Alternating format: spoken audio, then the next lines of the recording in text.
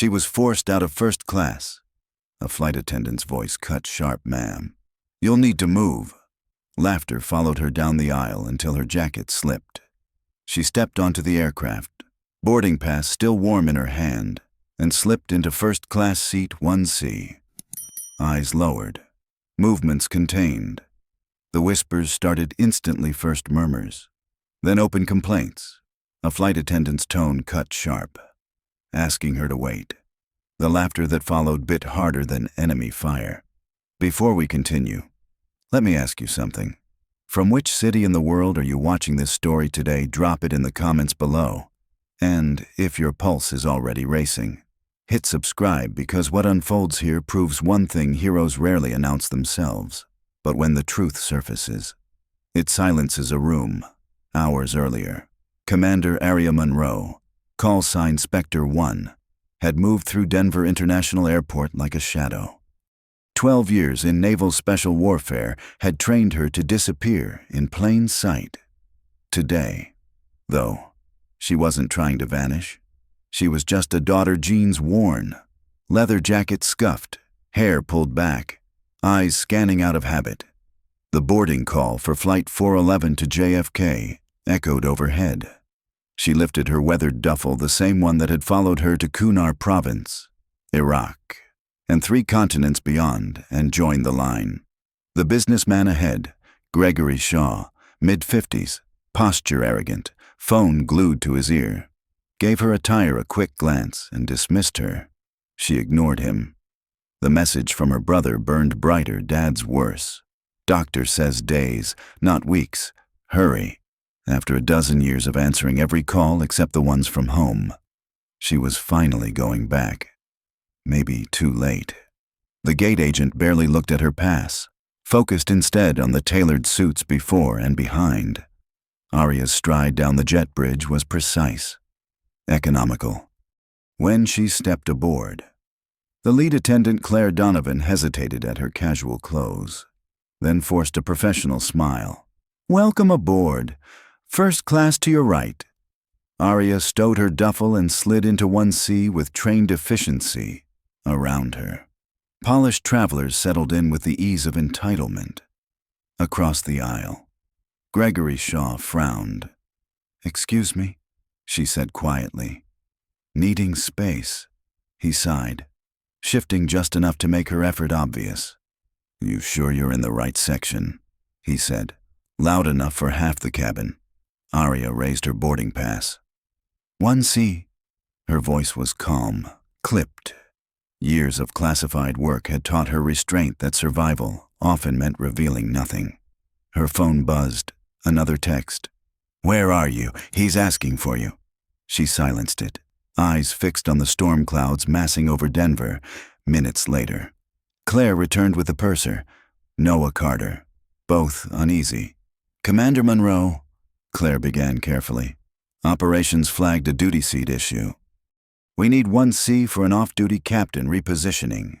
We'll reseat you in economy and offer full credit." Gregory smirked, leaning back. Finally, standards still matter. Aria glanced at her boarding pass, then back at them. She had every right to fight, but discipline meant choosing the battles that mattered. She rose without a word. Gregory murmured just loud enough as she passed. "Some people just don't belong up here. You can always tell." Aria adjusted the strap on her duffel. The jacket shifted, exposing just enough ink for those nearby to see, the unmistakable Navy SEAL trident, fused with markings few outside special operations would ever recognize. The cabin didn't know it yet, but the story of Flight 411 was about to change forever. The aisle stretched like a gauntlet. Commander Aria Monroe kept her eyes forward. Duffel balanced on her shoulder, ignoring the stares and murmurs that followed. Gregory Shaw leaned back in satisfaction while Richard Hale angled his phone for one last photo. In the crowded rows of economy, Sophia Grant, a junior attendant, hesitated. "We're completely full after the cancellations. We're still trying to find you a seat." Aria stood calm, shoulders squared. "I can wait in the rear galley until you do." Sophia glanced helplessly at Noah Carter. The purser, who looked anywhere but at her. Around them, passengers whispered. An older woman muttered. Crew bending over backwards for her comfort. Arya gave no reaction. Silence was discipline. She moved to the back, set her duffel firmly on the galley floor, and leaned against the bulkhead. Her stance was automatic balanced, eyes sweeping, weight distributed. Not a traveler waiting for takeoff, but a soldier assessing terrain. The humiliation itself didn't sting. What gnawed at her was time every wasted minute meant her father. Captain Elias Monroe slipped further away in a hospital bed. She had faced live fire with less dread, but missing his final days, that was the one mission no training had prepared her for. The intercom crackled. Captain Daniel Reeves spoke evenly. Ladies and gentlemen, we're still awaiting clearance. Expect an update in 15 minutes. Flight attendants, continue pre-departure checks.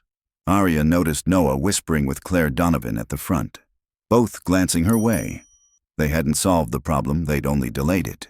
Outside, storm crews rushed across the tarmac. Inside, Reeves stepped out from the cockpit, adjusting his cap.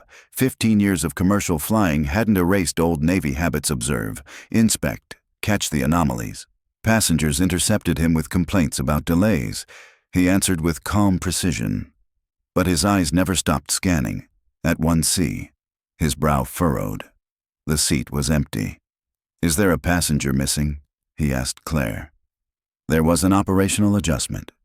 She replied too quickly. We relocated her. Reeves frowned. Relocation on a full, weather-delayed flight made no sense. He nodded curtly. Moving on, but the question lingered. Crossing into economy, he saw her. A woman standing in the rear galley, duffel at her feet. She wasn't slouched or restless like the others. She was composed, alert. Weight settled for balance, eyes tracking movement, operator stance. Reeves froze mid-step. Years of briefings, deployments, and classified faces compressed into recognition. He knew exactly who she was. And in that instant, Captain Daniel Reeves, airline pilot. Navy veteran, forgot the noise of impatient passengers. His training responded the only way it knew how, when confronted with someone who had carried the flag in blood and fire. His chest tightened. His hand twitched toward his cap, and for the first time in years, he felt the instinctive pull of chain of command. He stopped dead in the aisle. For a long moment, Captain Daniel Reeves just stared. Not at the tattoo, but at the woman wearing it. Years of service. Fragments of briefings. A handful of faces seen only in quiet JSOC rooms, all of it narrowed into certainty. He straightened, posture snapping to attention. His right hand rose in a crisp, formal salute. Ma'am. The cabin fell silent. A few veterans scattered through economy shifted upright, their expressions sharpening into recognition. They didn't need an explanation. The salute said everything. Reeves turned to Noah Carter, his tone leaving no space for argument. Commander Monroe will return to her assigned first-class seat. Immediately. Gasps rippled through the rows. In first class. Gregory Shaw's smirk collapsed. Richard Hale lowered his phone, suddenly unsure if another photo would mark him as complicit. Claire Donovan hurried forward, her professional polish cracking. Captain, there was an operations issue. There's been a mistake. Reeves cut her off, voice sharp as steel. Correct it, now. Arya lifted her duffel without a word. She didn't need to. The captain's recognition had already done what over a decade of service never had dragged her out of the shadows. Passengers leaned back to clear her path, whispers trailing like wind through tall grass. SEAL. Team 6. A young man in a faded Marine Corps t-shirt stood silently as she passed, offering a subtle nod. She returned it with a barely perceptible tilt of her head, the quiet language of warriors who understood. Reeves walked half a step behind her, not leading, but guarding an escort of respect. In first class. Gregory shrank into his seat, color draining from his face. The arrogance was gone, replaced by the look of a man who realized his mistake would follow him longer than this flight. Seat 1C waited empty. The supposed passenger who required it had conveniently vanished. Arya stored her bag, slid into her seat with economical grace, and looked out the window as if none of this had happened. Reeves remained in the aisle, addressing the cabin with words heavy as armor. "Ladies and gentlemen, it's my honor to have Commander Arya Monroe aboard, one of only a handful of women ever to complete naval special warfare integration. Many of us are alive today because of officers like her." The air shifted. Some passengers bowed their heads in shame, others in awe, for once. No one had anything clever to say. Reeves's eyes flicked to Gregory, making the message clear, before he turned back toward the cockpit. "Claire," hands trembling, set a glass of water on Arya's tray. "I'm so sorry, Commander." Arya shook her head. "You couldn't have known. That's the point." Across the aisle, Gregory cleared his throat. His voice faltered. I apologize. I didn't realize. You judged what you saw." Arya replied simply, not harsh, not forgiving, just truth. Behind him, Richard muttered that he'd deleted the photo.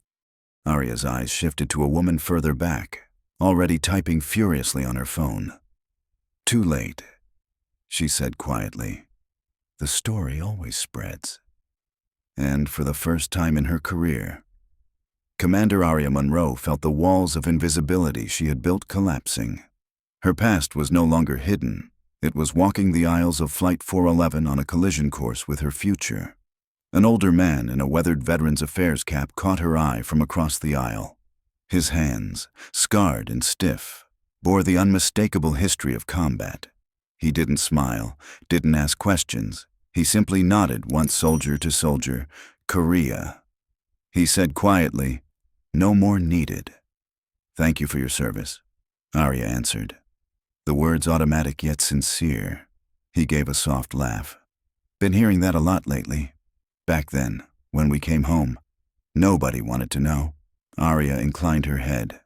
Understanding, different wars, different welcomes, but the weight carried that never changed. The man's gaze softened. "Your father?" he asked, voice more observation than question. She blinked. Surprised, the look in your eyes. He explained. "I've seen it before." She nodded. "Navy captain, cancer, days." "Maybe less." The old veteran said nothing further, but the silence between them spoke louder than words. Shared burdens recognized without need of explanation. Her phone buzzed again. "He's holding on, waiting for you." Marcus had written. She closed her eyes as the aircraft engines roared to life. For the first time in years, she allowed herself to feel not battlefield fatigue, but something heavier, the exhaustion of carrying vigilance, of being the strong one, every single day. The jet lifted into a gray sky, Denver falling away beneath. And with it, the life she had lived for 12 years in shadows. She thought of her father, Captain Elias Monroe, a man who had never pushed her toward service, who had in fact tried to protect her from it. He'd seen too much loss, too many flag-draped coffins, but when she refused to let go, when she proved her resolve, he became her fiercest supporter. "If you're going to serve," he told her the night she received her commission, "then serve with everything. Half measures get people killed."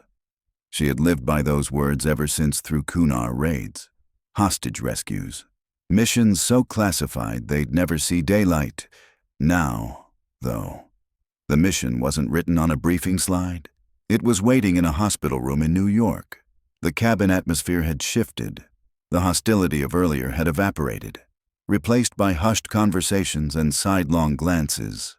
Claire Donovan, her professional mask rebuilt, but her hands still trembling, leaned in. "Commander, Captain Reeves asked me to convey his personal apologies. The airline will issue a formal statement." "That won't be necessary," Arya replied softly. "Still," Claire insisted, Is there anything you need, water? Quiet. That was all. When Claire moved on, Arya noticed a young girl peeking around the divider from economy, wide-eyed, brimming with curiosity. Their eyes met. The girl raised a shy hand. Arya surprised herself by returning the wave. See?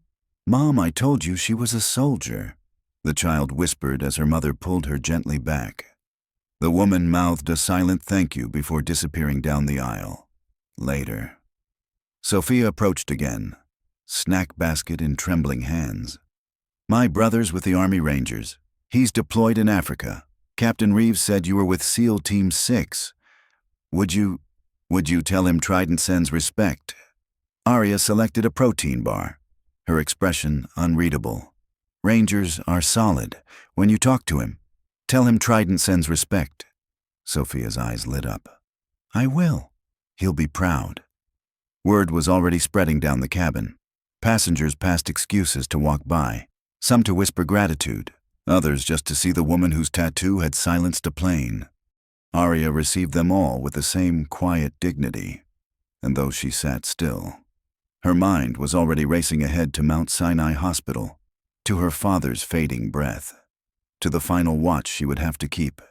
When the seatbelt light blinked off, no one in first class moved. For the first time on that flight, Gregory Shaw, Richard Hale, and the others sat silent, waiting. Claire Donovan stepped forward and spoke softly. Commander, whenever you're ready. Arya understood. They were waiting for her to deplane first. It wasn't necessary. Respect rarely is, but she accepted the gesture for what it was. She rose, shouldering her duffel with the same precision she had carried rifles, radios, and wounded teammates. As she moved down the aisle, passengers who had once sneered now turned their faces away in embarrassment or bowed their heads in quiet acknowledgement. At the exit, Captain Reeves stood at full attention. His salute was crisp, his voice formal. Thank you for your service, Commander, and Godspeed with your father. Arya gave a nod, words caught in her throat, then stepped into the jet bridge. She had walked into firefights, but this mission, the walk into Mount Sinai Hospital, felt heavier than any. Her brother Marcus Monroe was waiting, eyes hollow from sleepless nights. You made it, he said, gripping her with the desperate strength of someone clinging to a lifeline. Inside the room, Captain Elias Monroe, 40 years Navy, lay surrounded by the hiss of oxygen and the pulse of monitors. His body was frail, but his eyes lit when he saw her. My girl, he whispered, smile tugging weakly at his face. She took his hand, the same hand that had once guided hers on a tiller, pinned her commission, signed the letter that sent her to war. I'm sorry it took so long, she said. He shook his head faintly. You were where you needed to be. Through the evening, she stayed at his side. They didn't speak much. They never had to. In one lucid moment, he asked about her team. She told him they were safe, still carrying the fight forward. A shadow of a smile touched his lips. Had to happen someday. Near dawn, his eyes sharpened with sudden clarity. The box, he rasped. Desk, third drawer. She understood. There were things meant only for them, soldier to soldier. I'll find it, she promised. Proud, he managed, so proud. And then his hand fell still. Outside the window, the first streaks of sunlight painted the New York skyline. The days that followed blurred with arrangements, calls, and condolences in her father's study. She found the box, a simple wooden case with a Navy emblem carved on the lid. Inside, medals never displayed, photographs from long deployments, and a letter sealed a decade earlier. She opened it with trembling hands. My dearest Arya, if you're reading this, I've made my final deployment. Don't grieve too long. I've watched you from afar, glimpsing only fragments of your service, but I know enough to stand in awe. Our greatest service is not medals or missions, but when we choose others over self. By that measure, you are the finest officer I have ever known. The world may never know your full story, but I do. And I could ask for no greater legacy than knowing my daughter stands the wall. At the funeral in West Point Cemetery, hundreds gathered, officers, veterans, strangers bound by respect. The folded flag was placed in her hands with solemn words on behalf of a grateful nation. Captain Reeves was there, along with passengers from Flight 411, even Gregory Shaw, who whispered later that his son had enlisted after hearing her story. A young cadet approached, eyes bright with determination. "Commander Monroe, your service record, what's declassified? It's inspired me." Arya studied her. The same spark burned there, the same fire that had once carried her through impossible nights. "Remember this," she said. "The uniform doesn't make you who you are. It's who you are that gives the uniform meaning." The cadet stood straighter. "Yes, ma'am." As the crowd dispersed, Arya remained among the white headstones, the folded flag pressed to her chest.